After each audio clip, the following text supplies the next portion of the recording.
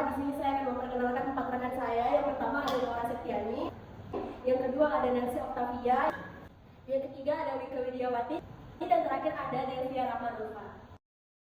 Selamat malam semuanya. Baiklah, kami dari kelompok 2 akan mempresentasikan hasil kerja kami mengenai hubungan industri dan hukum perburuan studi kasus pada PT Hengam Sejahtera Indonesia, di mana dosen pengampu pada mata pelajaran ini yaitu Insinyur Abdul Hamid MSI PhD.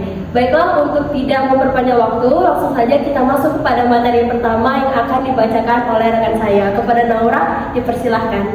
Baiklah, saya akan menjelaskan tentang sejarah Undang-Undang Tenaga Kerja. Undang-Undang Ketenagakerjaan merupakan peraturan yang mengatur berbagai hal terkait ketenagakerjaan di Indonesia.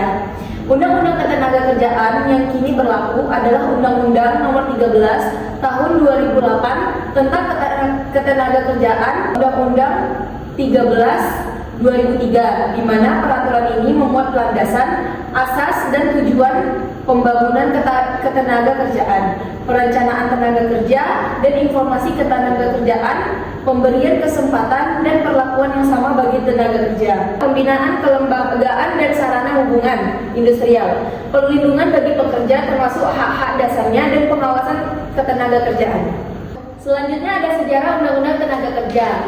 Setelah adanya pengakuan kedaulatan oleh pemerintah Belanda lewat konferensi meja bundar, perhatian rakyat terutama pekerja buruh mulai beralih ke masalah sosial, ekonomi hingga tahun 1951. Di bidang ini, ketenagakerjaan baru diundangkan satu undang-undang, yaitu Undang-Undang Nomor 12 Tahun 1948 yang bertitel Undang-Undang Kerja. Sejarah Undang-Undang Tenaga Kerja. Dalam rangka reformasi di bidang hukum ketenagakerjaan tersebut, pemerintah bersama DPR telah mengundangkan beberapa undang-undang yang berkaitan dengan ketenagakerjaan. Undang-undang tersebut adalah Undang-Undang Nomor 21 Tahun 2000 tentang Serikat Pekerja atau Serikat Buruh, dan Undang-Undang Nomor 13 Tahun 2003 tentang Ketenagakerjaan. Undang-Undang Nomor 21 Tahun 2000 memberikan kebebasan kepada pekerjaan dan tidak menjadi pengurus serta menjadi atau tidak anggota serikat pekerja atau serikat buruh guna memperjuangkan kepentingan-kepentingan. Selanjutnya akan dilanjutkan oleh rekan saya Wiki Widiawati. Baiklah, materi berikutnya adalah perkembangan UU Tenaga Kerja dari masa ke masa. Adapun UU yang mengatur tentang tenaga kerja adalah sebagai berikut. 1. Undang-Undang Nomor 40 Tahun 2004 tentang Sistem Jaminan Sosial Nasional. Yang kedua, Undang-Undang Nomor 39 Tahun 2004 tentang penempatan dan perlindungan tenaga kerja Indonesia di luar negeri. Yang ketiga, Undang-Undang Nomor 2 Tahun 2004 tentang penyelesaian perselisihan hubungan industrial. Yang keempat, Undang-Undang Nomor 19 Tahun 2003 tentang Badan Usaha Milik Negara. Yang kelima, Undang-Undang Nomor 13 Tahun 2003 tentang Ketenagakerjaan. Yang keenam, Undang-Undang Nomor 21 Tahun 2000 tentang Serikat Pekerja atau Serikat Buruh. Selanjutnya, pembahasan UU Tenaga Kerja terbaru. Mahkamah Konstitusi atau MK baru-baru ini mengabulkan sejumlah gugatan terkait Undang-Undang Cipta Kerja yang diajukan oleh kelompok buruh pada Kamis, dan putusan panjang yang mencakup berbagai aspek ketenagakerjaan dan upah minimum hingga ketentuan perusahaan hubungan kerja. Selanjutnya, pembahasan UU Tenaga Kerja terbaru. Yang kelima, opsi libur 2 hari seminggu kembali berlaku. Keenam, upah harus mengandung komponen hidup layak. 7. Pengaktifan kembali Dewan Pengupahan. 8. Skala upah proporsional. 9. Diberlakukannya kembali upah minimum. 10. Dan serikat pekerja dalam pengupahan. Materi berikutnya akan dibacakan oleh Delvia Rahmanova. Baiklah, saya akan melanjutkan materi selanjutnya, yaitu studi kasus pada PT Hengam Sejahtera Indonesia. Adapun latar belakang PT Hengam Sejahtera Indonesia adalah perusahaan yang bergerak di bidang manufaktur dengan jumlah karyawan lebih dari 500 orang, seiring dengan diberlakukannya Undang-Undang Cipta Kerja UU Nomor 11 Tahun 2020 yang kemudian digantikan dengan Perpu Nomor 2 Tahun 2022. PT Hengam Sejahtera Indonesia mengalami berbagai perubahan dalam pengelolaan tenaga kerjanya.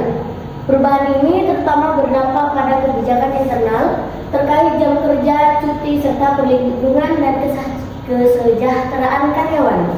Selanjutnya, masalah yang dihadapi. Setelah UU Cipta Kerja disahkan, PT Hengam Sejahtera Indonesia menghadapi tantangan dalam menyesuaikan peraturan perusahaan dengan ketentuan yang baru.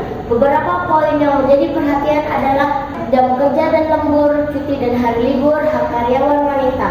Selanjutnya akan dilanjutkan oleh Kak Nelsi Octavia.